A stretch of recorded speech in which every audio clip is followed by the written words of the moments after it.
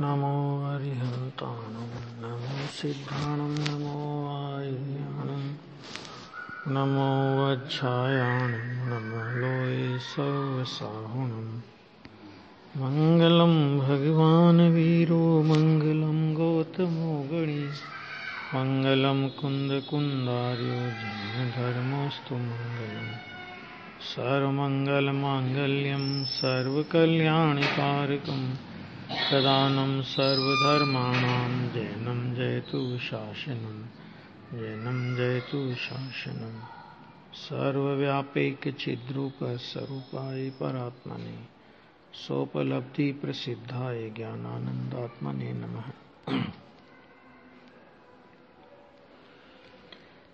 प्रवचन सार की 99 नंबर की गाथा पर गुरुदेव श्री के सम्यक प्रभा नाम के प्रवचन से हम चर्चा कर रहे हैं।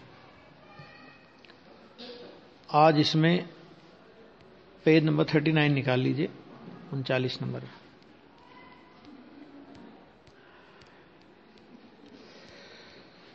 ये बात तो हो गई थी कि त्रिलक्षण अनुमोदना है ना, और अनुमोदना का अर्थ बहुत अच्छा कि रुचि पूर्वक मानना, अर्थात सानंद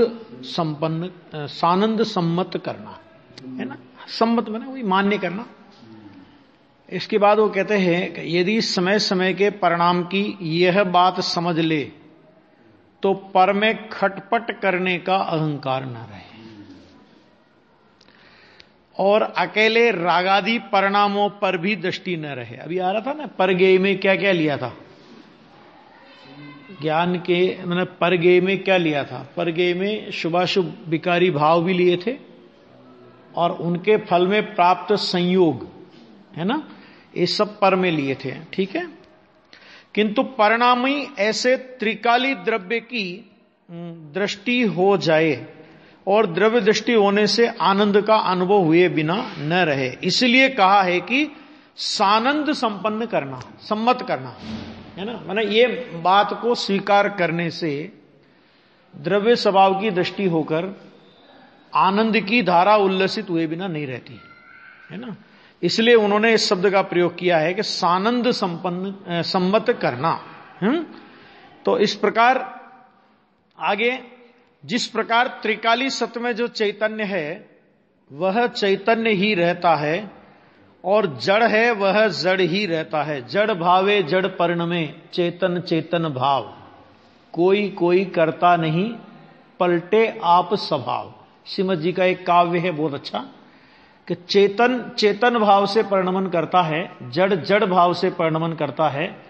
जड़ कभी चेतन नहीं होता मिट करके और चेतन कभी भी मिट करके जड़ नहीं होता, ऐसा ये है।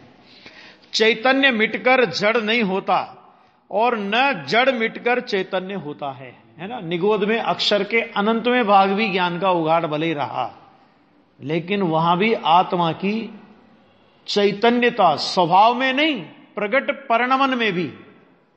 स्वभाव में तो है ही, स्वभाव में तो परिपूर्ण चैतन्यता पड़ी है, लेकिन प्रगट एक समय की पर्याय में भी भले अक्षर के अनंतवें भाग ज्ञान का उघाड़ रहा हो, लेकिन उसकी चैतन्यता बराबर कायम रही, ऐसा।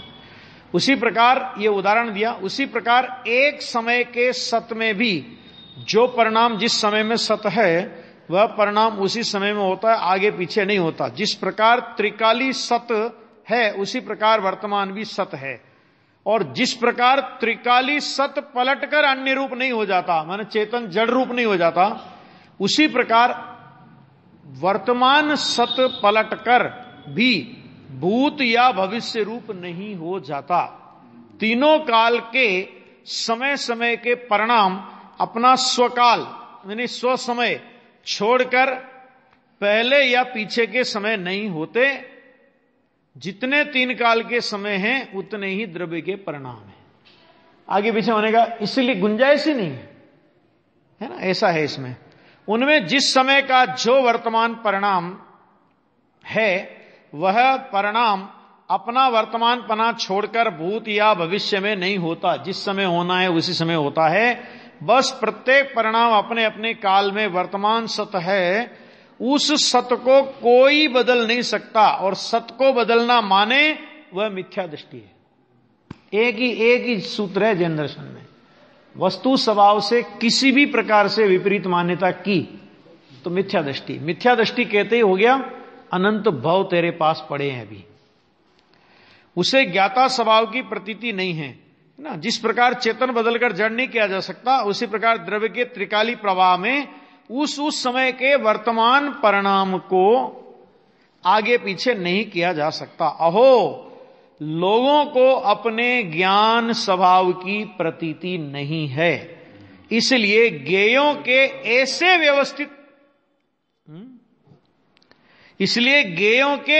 व्यवस्थित स्वभाव की प्रतीति नहीं बैठती है।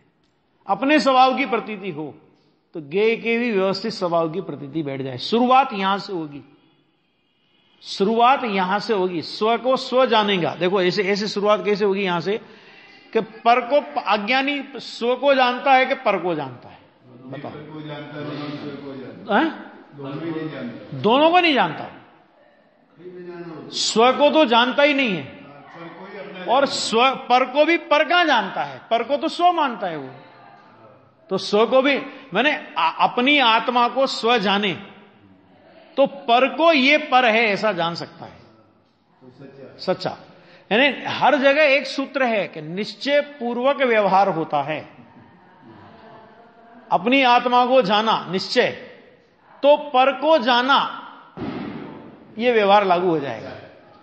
और अपनी आत्मा को नहीं जाने तो क्या मैं पर को तो जानता हूं ना, दुनिया को, अपने को नहीं जानता तो क्या हुआ कि कोर्ट में एक आदमी चश्मदीद गवाह बना, किसका? हत्या के केस का। हत्या के केस में तो ये होता है ना, आपने इस व्यक्ति को इस व्यक्ति की हत्या करते हुए देखा क्या? चश्मदीद गवाह उसे बोलते हैं। तो उसने कहा जी हां मैंने देखा। अच्छा ठीक है, अब तुम अपना नाम बता दो जरा, और अपना फोन नंबर और एड्रेस, क्योंकि बाद में भी तो बुलाना पड़ेगा, अभी तुमको एक ही बार में थोड़ी काम हो जाएगा। और वो ये कहे कि मुझे अपना नाम पता नहीं है और मुझे अपना एड्रेस पता नहीं है, लेकिन मैंने ये देखा, ये बात पक्की है, तो उस मूर्ख की बात को कौन मानेगा बताओ? तो जिसे अपना पता नहीं है, तो जिसे अपना पता नहीं उसे क्या बोलते हैं? उसे बोलते हैं नशेबाज आदमी है क्या, पागल है क्या, ऐसा बोलेंगे। तो उसकी बात का कोई भरोसा नहीं करते, भले वो कहे कि मैंने देखा। मैंने पर को कहां जाना? तूने पर को तो स्व माना है, शरीर को जाना तो शरीर को स्व जान के माना है, तो पर को भी नहीं जाना, स्व को तो जाना ही नहीं। सच में अज्ञानी पर को भी नहीं जानता। सच्ची बात तो यह है, वो स्व पर को एक करता है। तो जिस प्रकार वस्तु अनादि अनंत है, उसी प्रकार उसका प्रत्येक समय का वर्तमान भी प्रवाह रूप से अनादि अनंत है। हर समय वर्तमान, हर समय वर्तमान, हर समय वर्तमान। तो इसलिए ये जो परिणमन है कि ये भी नित्य स्वभाव है उसका, नित्य परिणमन स्वभाव। वस्तु और वस्तु का वर्तमान वह पहले पीछे नहीं होता। मैंने पहले वस्तु हो और फिर बाद में उसका वर्तमान आवे, ऐसा नहीं होता। जिस समय वर्तमान परिणाम हुआ उसी समय वस्तु वहां पर उसी समय उसमें वर्त रही है। तो वस्तु का वर्तमान कब नहीं होता? कभी भी वर्तमान के बिना वस्तु नहीं होती। जिस समय देखोगे उस समय वर्तमान है। किसी भी समय हमने देखा आत्मा को, तो जिस समय देखा उसी समय वर्तमान है वो। तो दोनों ऐसे के ऐसे अनादि अनंत हैं। तीनों काल में से एक भी समय के वर्तमान को निकाल दे तो त्रिकाली वस्तु ही सिद्ध नहीं हो सकती। क्या मतलब कि एक समझ लो 100 मीटर का कपड़ा है, तो 100 मीटर का कपड़ा कैसा है? वो इधर इस सिरे से, उदाहरण में तो शुरू बताना पड़ेगा ना अपने को, सिद्धांत में तो शुरू होता ही नहीं है। द्रव्य का अनादिपना है, तो अनादिपने में कहीं शुरुआत नहीं है और कहीं उसका अंत नहीं है। लेकिन एक उदाहरण के लिए अपन लेवे कि एक 100 मीटर का कपड़ा है, तो वो जो 1 सेंटीमीटर से चालू हुआ और ठेठ 100 मीटर तक एक सलंग कपड़ा है वो, है ना। अब उसमें से हम उसका 1 सेंटीमीटर निकालें, बीच में से कोई सा भी निकाल दें तो क्या होगा? कि कपड़े के टुकड़े हो जाएंगे, वो अखंड कपड़ा नहीं बचेगा। इसी तरह एक समय का भी वर्तमान अगर निकाल दो तो त्रिकाली द्रव्य नहीं रहेगा, खंड हो गया, उसके टुकड़े हो गए, वो अनादि अनंत वस्तु नहीं रहेगी। समझ में आ गया कि नहीं आ गया? अनादि अनंत वस्तु ही सिद्ध नहीं होगी, नहीं हो सकती। तीनों काल के वर्तमान का पिंड तीनों काल के वर्तमान का पिंड, तीनों काल के वर्तमान का पिंड सो सत द्रव्य है, और उन तीनों काल का प्रत्येक वर्तमान परिणाम अपने अवसर में सत है। प्रत्येक वर्तमान परिणाम, जो जो परिणाम आएगा वो वर्तमान वर्तमान वर्तमान वर्तमान होता हुआ आएगा ना, तो वो अपने अवसर, वह अपने से उत्पाद रूप है, पूर्व की अपेक्षा से वे रूप है, और अखंड वस्तु के वर्तमान रूप से द्रव्य रूप है। अखंड वस्तु के वर्तमान माने त्रिकालिक प्रवाह में उसको देखोगे, अखंड वस्तु के वर्तमान में द्रव्य रूप है। ऐसे उत्पाद वे द्रव्य युक्त परिणाम सो सत है, और वह द्रव्य का स्वभाव है। ऐसे सत को कौन बदल सकता है बताओ? प्रश्नवाचक खड़ा किया। कौन बदल सकता है? भगवान बदलेंगे, तुम बदलोगे, हम बदलेंगे, कौन बदलेगा? सत को जैसा का तैसा जान सकता है, किंतु उसे कोई बदल नहीं सकता। जान तो सकता है, और जानने वालों ने बदलने की कोशिश की। पुराणों में इतिहास उठा के देख लो, कौन बदल पाया? बता लो जरा, एक भी इतिहास उठा के देख लो कि कोई बदल पाया हो तो। जान लिया पहले, भले पहले से पता पड़ गया कि ये होगा। राजा सैनिक ने भगवान से प्रश्न किया था, और उनको पता था कि यहां से मर करके मुझे नरक जाना है, पहले नरक में जाना है, भले ही वहां से निकल करके तीर्थंकर हो जाऊंगा। अगली 24 के, इस बार तो क्या है कि लगभग सभी 24 के भगवान स्वर्ग से आए हैं, है ना? हाँ, लेकिन अगली 24 के कितने तीर्थंकर नरक से आने वाले? बोलो, 24 में से। हाँ, अब बताओ, तो वे तीर्थंकर थे ना, वो तो अगले भाव में तीर्थंकर होना है उनको, तो लगा लेते जुगाड़ अपनी कुछ। तीर्थंकर नहीं लगा सके जुगाड़ अपनी कुछ। आदिनाथ भगवान थे, 6-6 महीने आर के लिए निकल रहे, क्यों भाई? क्यों नहीं? क्यों? अच्छा, अवधि ज्ञान से, अवधि ज्ञान। अच्छा, एक बात और विचार करो, देखो बहुत सारे उदाहरण हैं। प्रद्युमन का हरण हुआ, वर्तमान योग से भी आ जाओ इस मुद्दे पर कि प्रद्युमन का हरण हुआ। नारद जी गए, कहां गए? सिमंदर भगवान के पास गए थे कि नहीं गए थे? नारद जी प्रद्युमन का समाचार लाने के लिए सिमंदर भगवान के पास गए थे कि नहीं गए थे? नेमिनाथ भगवान भी वहां पे थे, लेकिन नेमिनाथ भगवान अवधि ज्ञान का उपयोग नहीं करते गृहस्थ दशा में। वो कोई भी अवधि ज्ञान का उपयोग, तो वो कहे कि ये तो बताएंगे नहीं कुछ, तो वो गए सिमंदर भगवान के पास, और उन्होंने ये कहा, क्या कहा? कि 16 वर्ष के बाद 16 लाभ लेकर प्रद्युमन का द्वारका नगरी में आगमन होगा, और आगमन होने पर ये चिन्ह प्रकट होंगे। आप पूरा प्रद्युमन चरित्र पढ़ लो, बहुत नाटक किए उनने भी, है ना? बहुत मतलब किए कि नहीं किए, बहुत अलग अलग कर्तव्य दिखाए, वो सब किए, है ना? वो सब चिन्ह प्रकट होंगे। मेरा प्रश्न ये कि जब श्री कृष्ण को ये पता था कि मेरा पुत्र 6 दिन का और अभी उस काल संवर राजा के यहां अमुक नगरी में बड़ा हो रहा है, भगवान कह रहे हैं 16 वर्ष बाद आएगा, कृष्ण जी जाकर के लेके क्यों नहीं आ गए? बोलो, वो उस जाति का परिणाम ही नहीं आया। 16 वर्ष बाद सहज आया वो, जैसा आना था ले आते। ताकत थी ना उनमें, तो बहुत त्रिखंडपति थे कि नहीं? हैं? तो त्रिखंडपति थे तो क्यों नहीं लेकर के आ गए? ले आते पहले। इतने टाइम क्यों? मतलब उस मां को दुख दिया बेचारी को कि भाई ज्ञानी वस्तु स्वरूप को जानते हैं कि भगवान ने अगर बोला है कि 16 वर्ष में आएगा, तो वो 16 वर्ष से एक दिन पहले नहीं आ सकता, क्योंकि उस द्रव्य की भी तो क्रियावती शक्ति का परिणमन है कि नहीं? प्रद्युमन का आत्मा और प्रद्युमन के शरीर के एक एक परमाणु में क्रियावती शक्ति का परिणमन है, और वो क्रियावती शक्ति द्वारिका में आने की नहीं है।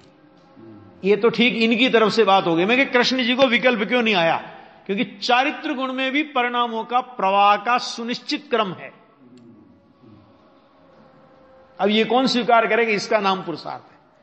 कि उनको ये विकल्प भी नहीं आया और 16 साल तक इंतजार करते रहे कि इसका नाम पुरुषार्थ है, इसको कौन स्वीकार करेगा। ऐसे एक नहीं, दो नहीं, सैकड़ों उदाहरण हैं। ठीक है। वस्तु के द्रव्य गुण पर्याय का जैसा स्वभाव है वैसा ज्ञान जानता है। अंश को अंश रूप से जानता है और त्रिकाली को त्रिकाली रूप से जानता है, क्योंकि जैसा है वैसा जानना ज्ञान का स्वभाव है। अंश को त्रिकाली रूप से जाने या त्रिकाली को अंश रूप से जान ले, समझ आगे नहीं है क्या? जैसा है उससे उल्टा जाने तो वो ज्ञान का स्वरूप नहीं है। और जैसा है वैसा जाने तो ऐसा स्वभाव जानने पर अकेले अंश की रुचि न रहने से त्रिकाली स्वभाव की रुचि की ओर श्रद्धा ढल जाती है। बस सीधी सी बात है कि ये जब तुमने ये सारा नक्की किया, द्रव्य गुण और पर्याय की सारी व्यवस्था नक्की की, तो सारी व्यवस्था नक्की करते ही एक त्रिकाल रहने वाला शाश्वत स्वभाव, एक प्रति समय उत्पाद रूप होने वाला परिणाम, तो ज्ञान अपने आप यह निर्णय कर लेगा कि मुझे स्थायी शांति किसके अवलंबन से मिल सकती है। इस प्रतिपल बदलने वाले परिणाम के अवलंबन से या नित्य स्थायी रहने वाले के अवलंबन से। लोक में एक उदाहरण अपन लेवे कि समझ लो कोई ब्रांडेड चीज अपने को खरीदनी है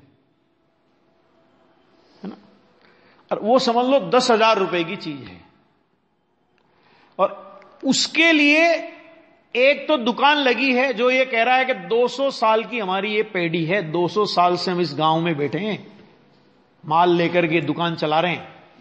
उसके यहां वो उसके पास उसका शोरूम है, और एक वही चीज फेरी वाला भी लेकर के बेच रहा है, जो आज यहां है कल वहां है परसों वहां है और उसके बाद न जाने कहां है। समझ आ गया कि नहीं आ गया?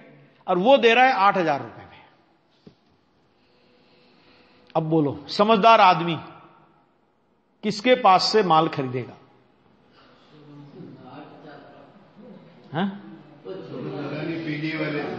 पेढ़ी वाले से खरीदोगे कि फेरी वाले से खरीदोगे?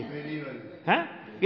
ये ध्रुव स्वभाव है ना, कि ये ध्रुव स्वभाव पेढ़ी वाला है और ये पर्याय है, ये पर्याय फेरी वाली है। ये तो बदल जाएगी, कहां ढूंढोगे इसको? विश्वास किसके प्रति समर्पित करोगे? कि विश्वास उस पेढ़ी के प्रति समर्पित किया जाएगा कि कल को कुछ भी प्रॉब्लम हुई हम इसे पकड़ तो सकते हैं, रिटर्न कर सकते हैं, इसको कुछ भी कर सकते हैं। इसको कहां ढूंढेंगे? फेरी वाले को, है ना? तो ये पर्याय फेरी वाली है और द्रव्य स्वभाव है वो पेढ़ी वाला है। और ज्ञान फेरी और पेढ़ी दोनों को जान के निर्णय करता है कि मुझे पेढ़ी से ही माल लेना है, फेरी वाले से नहीं लेना। आगे समझ में? तो अंश को अंश रूप से, अंशी को अंशी रूप से श्रद्धा में लेने पर श्रद्धा का सारा बल अंश से हटकर त्रिकाली द्रव्य गुण की ओर ढल जाता है, और यही सम्यक दर्शन है। द्रव्य गुण पर्याय को जानने का मतलब यह कि पर्याय को जानने का मतलब यह कि वहां से नजर हटा लो। पर्याय को क्यों बताया? द्रव्य गुण पर्याय की व्यवस्था को क्यों बताया? कि वहां से नजर हटा लो, क्योंकि वो प्रति समय बदलेगी, और प्रति समय बदलने पर यदि उसमें नजर रही तो निगोदिया तो एक श्वास में 18 बार मरता है, लेकिन पर्याय दृष्टि वाला 1 सेकंड में असंख्यात बार मरने का वेदन करेगा, क्योंकि पर्याय के मरते ही उसमें मैं पना है तो मैं मरा, ऐसा वेदन होगा उसे। तो निगोद से ज्यादा दुख पर्याय बुद्धि का है, और निगोद पर्याय बुद्धि का फल है। क्योंकि तुझे मरना जन्मना अच्छा लगता है ना बार बार, तो क्या जा ऐसी जगह जहां तुझे जन्मने मरने से ही फुर्सत नहीं मिलेगी, ये उस पर्याय बुद्धि का फल है। हाँ ऐसा। द्रव्य गुण और पर्याय ये तीनों स्वगेय हैं। स्वगेय तो तीनों हैं, क्योंकि द्रव्य गुण पर्याय है, वो अपना है। तो अपना होने से देखो स्वगेय होना और श्रद्धेय होना, इसमें अंतर है। गेय तो सब होंगे लेकिन श्रद्धेय सब नहीं होंगे। अभी अपन मंदिर से, अपने घर से निकल करके मंदिर तक आए, तो घर से निकल करके मंदिर तक आए तो अपने को सारे दृश्य दिखाई दिए नहीं दिए हैं? अपना घर भी दिखा, घर से निकले तो बाजार दिखा, बाजार की दुकानें दिखी, मंदिर दिखा, और मंदिर दिखने के बाद मंदिर के अंदर आए, वेदी के सामने देखा, वेदी के सामने भगवान दिखे, मस्तक कहां झुकता है? तो ज्ञेय तो सब हैं, लेकिन श्रद्धेय कौन हुए? कि श्रद्धेय भगवान है। तो द्रव्य गुण पर्याय ज्ञेय तो सब है, लेकिन सभी ज्ञेय श्रद्धेय नहीं होते। श्रद्धेय तो जो श्रद्धा के योग्य हो वही होता है। नमन करने योग्य कौन होगा? कि नमन करने योग्य तो भगवान है। हम तो देखते तो सारी दुनिया को आए, अभी बाजार घर से आए तो यहां तक जो भी सामने आया दिखा, लेकिन मस्तक कहां झुकेगा? भगवान के सामने झुके, ऐसा है। तो द्रव्य गुण पर्याय तीनों स्वज्ञेय हैं। एक समय में द्रव्य गुण पर्याय का पिंड वह संपूर्ण स्वज्ञेय है। द्रव्य गुण पर्याय का पिंड अनादि अनंत वो संपूर्ण स्वज्ञेय है। उसमें पर्याय एक समय पर्यंत की है, ऐसा जानने से उस पर एक समय पर्यंत का ही बल रहा। जान लिया ना कि एक समय की स्थिति है, तो एक समय की स्थिति तो उसमें बल की, उसमें ताकत कितनी जाएगी?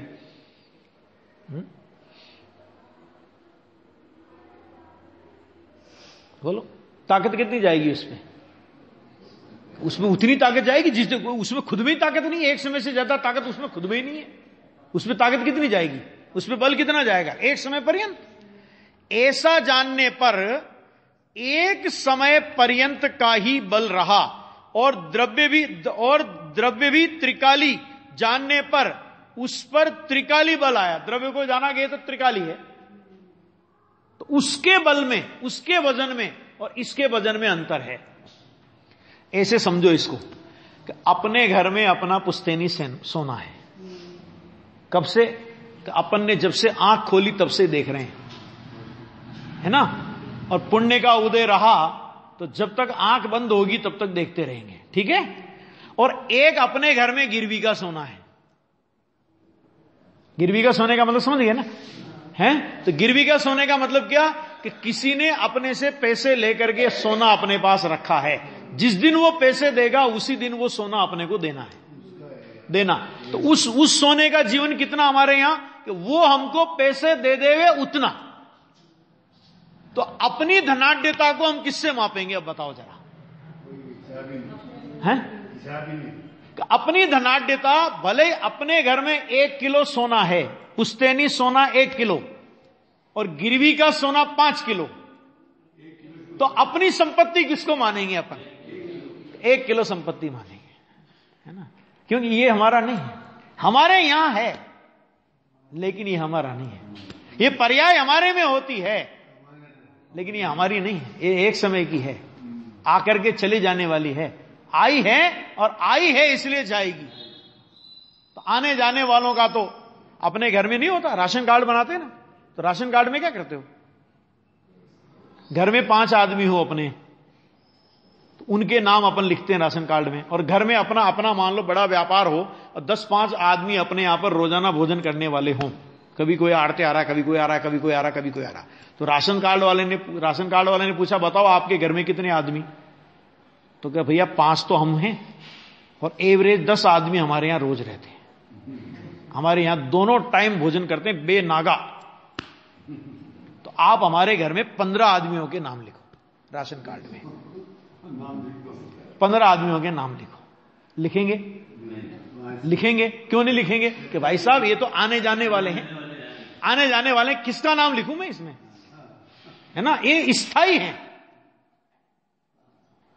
ना। ये पर्याय आने जाने वाली है, अरे द्रव्य स्थायी है। स्थायी का नाम लिखा जाएगा, आने जाने वालों का नाम नहीं लिखा जाएगा। आगे समझ में? हाँ देखो, इसलिए उसकी मुख्यता हुई और रुचि में श्रद्धा का बल ढल गया। इस प्रकार स्वज्ञेय को जानने से सम्यक तो आ जाता। देखो ये जो है ना, देखो प्रवचन सार में तो द्रव्य गुण पर्याय की व्यवस्था की बात की थी, है ना। गुरुदेव श्री की जो शैली की विशेषता है वो ये है कि उसमें से प्रयोजन क्या निकालना। आचार्य तो एक जगह बोल करके मौन हो जाएंगे। आचार्य ने तो 93 नंबर की गाथा में बोल दिया, पज्जय मूढ़ा ही पर समया। और वो बार बार हर गाथा में नहीं बोलेंगे ये बात, है ना, वो बात हर जगह अप्लाई होनी चाहिए, हर जगह लगानी पड़ेगी। तो वो बात, ये द्रव्य गुण पर्याय की इतनी सारी स्पष्टता करने के बाद कि ये द्रव्य गुण पर्याय की व्यवस्था क्यों समझाई जा रही है, कि जो पर्याय बुद्धि रूप पर समय पना हमारे में अनादि से चला आ रहा है, एक एक समय करके इस द्रव्य गुण पर्याय की व्यवस्था को समझकर उसका पर्याय बुद्धि पने का, मिथ्यात्व का त्याग होना चाहिए। ये उसमें से वो निकाल करके देते हैं। इसलिए इस ज्ञेय अधिकार का दूसरा नाम सम्यक तो अधिकार भी है। किसने दिया ये नाम? बताया था मैंने 2-3 बार। ज्ञेय अधिकार का दूसरा नाम सम्यक दर्शन अधिकार है। ये नाम किसने दिया? आचार्य भगवान ने तो ज्ञेय तत्व प्रज्ञापन नाम दिया, अमृतचंद्र आचार्य ने तो ज्ञेय तत्व प्रज्ञापन नाम दिया। लेकिन निर्माल्य माल है, मंदिर का ले जाना नहीं चाहिए ना, भूल जाओ, क्या जरूरत है। जय सेन आचार्य ने इस अधिकार का नाम सम्यक दर्शन अधिकार दिया है। ये गुरुदेव याद किया उसको। स्वज्ञेय परज्ञेय से बिल्कुल भिन्न है। अब भेद ज्ञान की, अब इसी में अभी तक तो द्रव्य गुण पर्याय को जान करके वजन किधर जाएगा, किधर का वजन हटेगा। अब उसमें से उन्होंने निकाला भेद ज्ञान कि स्वज्ञेय परज्ञेय से बिल्कुल भिन्न है। बिल्कुल का मतलब क्या होता है? सर्वथा भिन्न, है ना। कथनचित लगा लो, इसमें भी नहीं लगेगा। सर्वथा भिन्न है। यहां राग भी स्वज्ञेय में आता है। ध्यान से सुनना, अभी अभी अभी अभी अभी सुना है समय सार में कि राग परज्ञेय था, और अभी यही गुरुदेव कह रहे हैं कि राग स्वज्ञेय में आता है। अब सुनो आगे, वो खुलासा भी कर रहे हैं इसी बात को कि समय सार में द्रव्य दृष्टि की प्रधानता से कथन है, वहां स्वभाव दृष्टि में राग की गौणता हो जाती है, इसलिए वहां तो राग आत्मा में होता ही नहीं। राग जड़ के साथ तादात्म्य वाला है, ऐसा कहा जाता है। देखो ये दोनों, माना ये ख्याल में था उनको। क्या ख्याल में? कि यहां हम ये कहेंगे कि राग स्वज्ञेय में आता है, तो उनको पता है कि समय सारवी लोगों ने हमसे ही सुना है है ना। तो हजारों बार राग को परज्ञेय, राग को जड़, राग को पुद्गल, ये हमने ही कहा है। तो शंका होगी, तो उनने खुलासा किया कि समय सार में द्रव्य दृष्टि प्रधान कथन है। और द्रव्य दृष्टि में क्या होता है कि जैसे द्रव्य स्वभाव में राग नहीं है, इसलिए द्रव्य दृष्टिवंत को भी राग नहीं होता। ज्ञानी के राग को पुद्गल के साथ तादात्म्य मान करके उसको पर कहा जाता है। समय सार में, समय सार की शैली में, अध्यात्म शैली में राग को परज्ञेय कहा जाएगा। यहां वस्तु स्वभाव को सिद्ध करने की बात चल रही है अभी, तो अपनी विकारी और अविकारी सभी पर्यायें अपनी हैं। आ गया? राग है कि राग तेरा स्वज्ञेय है। परज्ञेय में कौन आएगा? कि आत्मा के बाहर के, आत्मा के द्रव्य गुण विकारी अविकारी पर्यायों के अलावा विश्व में जो कुछ है वो सब परज्ञेय में जाएगा। यहां पर ये शैली, मतलब यहां पर सीधा सा अर्थ क्या है इसका, कि सीधा सा अर्थ यह है कि यहां पर अभी प्रमाण के अंदर जीव को लाना है। प्रमाण की मर्यादा माने द्रव्य गुण पर्याय की मर्यादा में लाना है।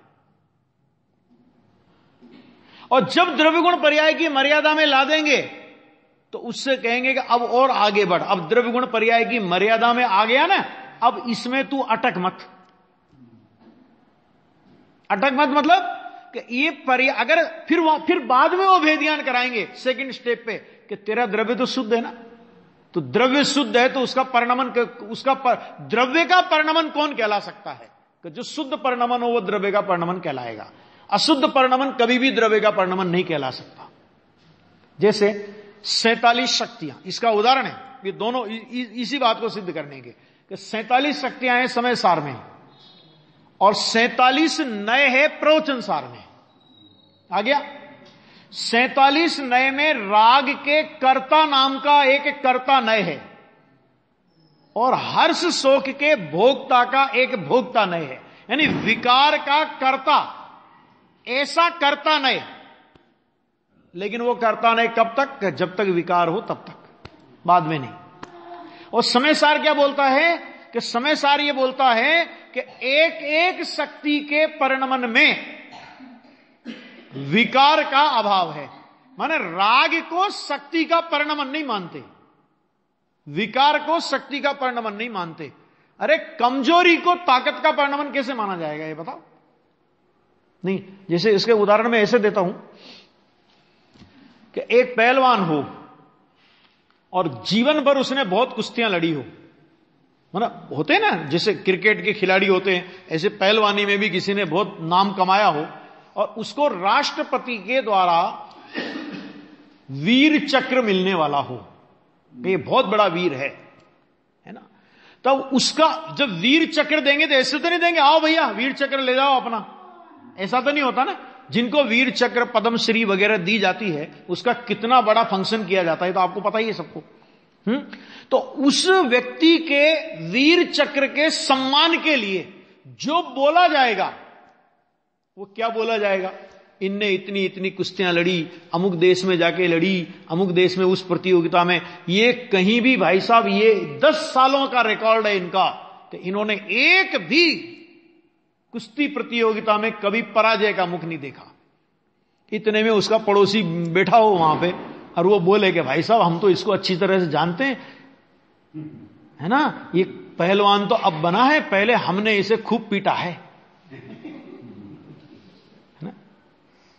कि ऐसा नहीं कोई पहलवान बन गया तो बिना पिटे बन गया है, वो पिटा होगा पहले, लेकिन जब उसको वीर चक्र दिया जा रहा है तो उसके पिटने की बात नहीं की जाएगी, उसने कितनों को पीटा ये बात की जाएगी। आया कि नहीं है? ये आत्मा का समय सार माने आत्मा का सम्मान समारोह, आत्मा की शक्तियों का वर्णन चल रहा हो और शक्तियों के वर्णन में विकार को नहीं लिया जाएगा। और जब आत्मा के धर्मों का वर्णन चल रहा हो तो उस काल में विकार को भी धारण आत्मा ने किया है, यह बताना वहां पे प्रयोजन है। तो साधक के विकार धर्म को आत्मा का परिणमन कहकर कर्ता नहीं से आत्मा का कहा। यह प्रवचन सार की शैली में वो बात है कि यहां कहा कि राग स्वभाव दृष्टि में तो राग की, इसलिए वहां तो राग आत्मा में होता ही नहीं, राग जड़ के साथ तादात्म्य वाला है। आ गया? ऐसा कहा जाता है। वहां दृष्टि की अपेक्षा से राग को पर में डाल दिया और द्रव्य की दृष्टि कराई, और यहां इस प्रवचन सार में ज्ञान अपेक्षा से कथन है, इसलिए संपूर्ण स्वगेय बतलाने के लिए राग को भी स्वगेय में लिया है। बोलो, ये समय सार और प्रवचन सार की शैली नहीं समझे। मुझे मिले एक मुमुक्षु, क्या होता है कभी कभी क्या होता है कि दृष्टि का विषय तो दृष्टि में नहीं आता और दृष्टि के विषय का पक्ष हो जाता है जीव को, एक तो वो जीव है। और कभी कभी क्या होता है कि ज्ञान का विषय ज्ञान के विषय रूप तो नहीं रहता और ज्ञान के विषय का इतना आग्रह हो जाता है कि दृष्टि का विषय आवे तो भी ज्ञान का विषय वहां घुसेड़ेंगे। और मतलब तो इस तरह के आग्रह में तो बहुत से लोगों को ऐसा लगता है कि भाई प्रवचन सार में तो थोड़ी ढीली ढीली बात की है, समय सार जैसा कड़क चाहिए हमको, तो राग आत्मा का है ही नहीं। कि भाई साहब बात तो बराबर है आपकी कि राग आत्मा का नहीं है, लेकिन वो परिणमन राग आत्मा का नहीं है ऐसा परिणमन वाले ज्ञानियों को भी अस्थिरता का राग देखा जाता है। उसका ज्ञान करना कि नहीं करना? ज्ञान में से उस व्यवस्था को निकाल दो तो ज्ञान खोटा, और दृष्टि में उस व्यवस्था को लेके आ जाओ कि त्रिकाली ध्रुव स्वभाव की दृष्टि की बात चल रही हो, उसमें पर्याय में राग तो है कि नहीं साहब, पर्याय का विवेक करना चाहिए कि नहीं करना चाहिए। तो फिर सोगानी जी जैसों को कड़क शब्दों में बोलना पड़ा कि विवेक का विवेक छोड़ दे, एक बार रख दे ताक पे विवेक को, एक दृष्टिकर स्वभाव की।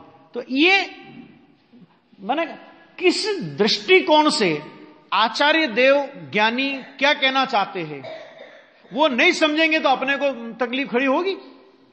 और ये गजब बात है कि देखो समय सार भी कुंद कुंद आचार्य ने लिखा, प्रवचन सार भी कुंद कुंद आचार्य ने लिखा, ठीक, यहां तक भी ठीक है।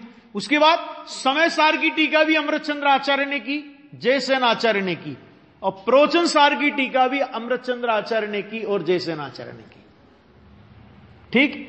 समय सार पर भी गुरुदेव श्री ने प्रवचन किए और प्रवचन सार पर भी गुरुदेव श्री ने प्रवचन किए। समझ गया? ज्ञानी कितने ईमानदार होते हैं।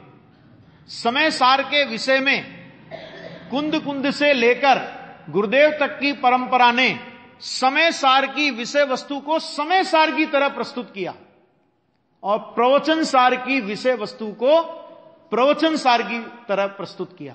ये इन ज्ञानियों के चिंतन का बैलेंस, द्रव्य की दृष्टि और ज्ञान का परिणमन, सभी ज्ञानियों को होता है ना, द्रव्य स्वभाव की दृष्टि होती है और साथ में ज्ञान का परिणमन चलता है ना। तो वो सारी चीज उनके चिंतन में आती है ना। वो देखना दृष्टि अपेक्षा से राग पर में जाता है, ज्ञान अपेक्षा से वह स्वगेय में आता है, परंतु राग में ही स्वगेय पूरा नहीं हो जाता। राग स्वगेय में तो आया, लेकिन अकेला राग ही थोड़ी स्वगेय में है।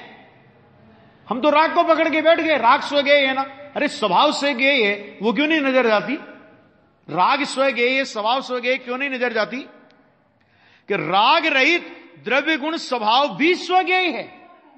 इस प्रकार द्रव्य गुण पर्याय तीनों को स्वगेय रूप से जाना, वहां राग में से एकत्व बुद्धि छूटकर रुचि का बल द्रव्य की ओर ढल गया। यह है राग को स्वगेय जानने का मतलब। राग को स्वगेय जानने में, राग में तुझे रुकाना नहीं है, वहां से तेरी दृष्टि का जोर हटा ले, क्योंकि राग के वहां स्वगेय द्रव्य भी तो पड़ा है, द्रव्य से राग मैच नहीं करता। हटा दृष्टि यहां से, ये बताना है, राग को स्वगेय बता करके ये बताना है। आ गया? अकेले राग को संपूर्ण तत्व स्वीकार करने से संपूर्ण तत्व स्वतत्व प्रतीति में, स्वगेय प्रतीति में नहीं आता, और द्रव्य गुण पर्याय रूप संपूर्ण स्वगेय की प्रतीति होने से उस प्रतीति का बल त्रिकाली की ओर बढ़ जाता है। इसलिए त्रिकाली की मुख्यता होकर उस ओर रुचि का बल ढलता है। इस प्रकार इसमें भी द्रव्य दृष्टि आ जाती है। एक एक लाइन समझ लो सूत्र जैसी है ये, समझ गए ना? कि ये कला इसमें से निकालना कि राग को स्वगेय भी सिद्ध करना और स्वगेय सिद्ध करने के पीछे का प्रयोजन भी ये बताना कि उस पर से दृष्टि हट जाए, तब उसको तुमने स्वगेय माना। क्यों? क्योंकि राग ही थोड़ी स्वगेय है, द्रव्य गुण भी तो स्वगेय है। तो वजन तो कर ले कि राग का वजन कितना है, द्रव्य गुण पर्याय का, द्रव्य गुण का वजन कितना है। राग तो द्रव्य गुण का कचरा है, विकार है ना। विकार को क्या बोलोगे? कचरा है वो तो। निर्मल परिणति वो स्वगेय का माने स्वगेय का परिणमन है वास्तव में। तो वहां ये राग को स्वगेय कह के वहां से दृष्टि हटाने के प्रयोजन से वो बात कही। शेष चर्चा आगे।